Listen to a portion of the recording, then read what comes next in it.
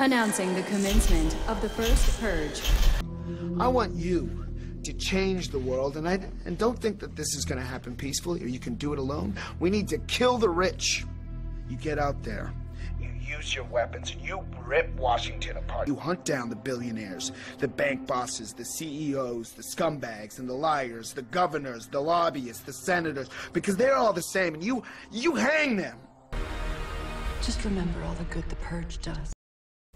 Good morning, everyone. It's August 13th, 2018. I'm Eric. I'm here at Blacklisted News. The grand irony of Russiagate, the U.S. becomes more like the USSR every day. This comes from Charles Hugh Smith at Washington's blog. My fucking computer will cooperate with me here. Okay. There are many ironies in the Russiagate drama, but none greater than this. The U.S. becomes more like the former USSR every day. Longtime correspondent Bart D. Sketches out the irony. I look at the U.S. economy, and what I see is actually... I look at the U.S. economy, and what I see in actual everyday life is that corrupted capitalism has resulted in the same problems for average citizens what crony communism did for the citizens of Soviet Russia. Poor consumer choice, poor resource allocation, poor quality customer products, poor environmental management and outcomes, hypervigilance and hyper-control of government over its people, dodgy utilities. The difference is that the Soviet Union had a better healthcare system than the U.S. currently has, and better housing availability for common people. Here's the irony.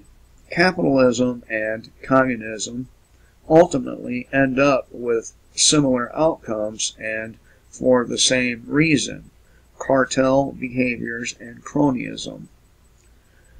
Exactly when the system is rigged to benefit insiders, cartels, cronies, and elites at the expense of many outsiders, the status quo must mask this reality with propaganda and big lies. That is, keep repeating the lie until people believe it, due to its embrace by experts and authorities. Case in point, the masses consuming the mainstream media apparently accept the big lie that inflation is 2% or near zero, but the reality is quite different. Stagnant wages plus soaring real-world inflation equals lower standards of living, which is precisely what the bottom 80% of American households have been experiencing for the past decade of growth and recovery. The citizen of the Soviet Union, or the citizens of the old Soviet regime, had a wry saying: they pretend to pay us and we pretend to work. I propose a variation for the hapless U.S. citizenry. They pretend inflation is low, and we pretend to be prosperous.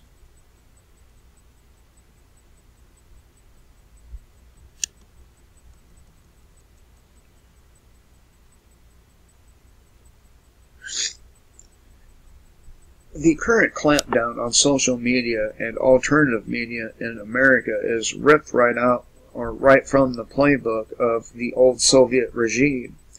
We must protect you from fake news, lest you start questioning the official narratives of strong growth, prosperity, low inflation, and so on. Then there's the case of Julian Assange.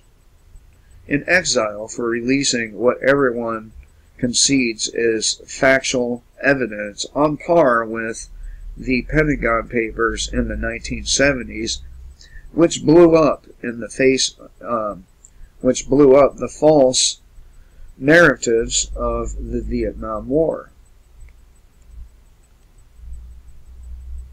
They can't paint Assange with the fake news brush, so they exile him just as the old Soviet regime exiled Andrei Sakharov in 1980, a hero of the Soviet Union, and apparently he was up for the Nobel Peace Prize in 1975.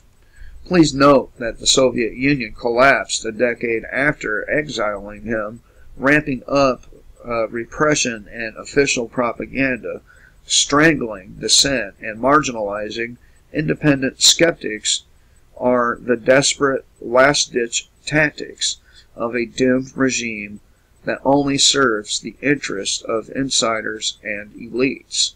There are many pathways to collapse, with financial collapse being a favorite of regimes that print or borrow immense sums to buy off their populace and enrich the insiders or elites, for example, Venezuela.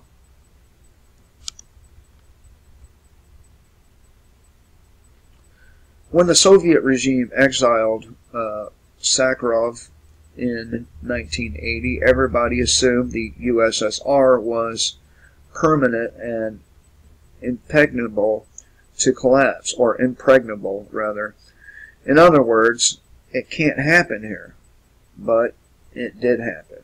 And believing it can't happen here did nothing but hasten the collapse.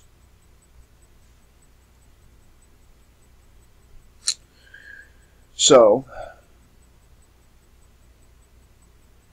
I mean, just look at the price of eggs. Look at the price of gas now. A little over a year ago, it was just over $1. Now, it is here in Spartanburg, South Carolina. It is $2.57. And, well, it's going to keep going higher and higher because of this stupid trade war Donald Trump has begun. So, things are going to get a lot tougher for the bottom 80% here in the United States as a result of many of the things that Donald Trump is currently doing. Now, most of you know I don't hate Donald Trump. As a matter of fact, I rather enjoyed him as a TV personality. I just don't like authoritarian government, and that's what we have. So anyone that heads up the government, I'm going to have a dislike for them because, well, they're now authoritarians. Anyway, thought I'd share this with you because it is ironic, isn't it? Hope everyone has a great day. Remember, kill the state, but free.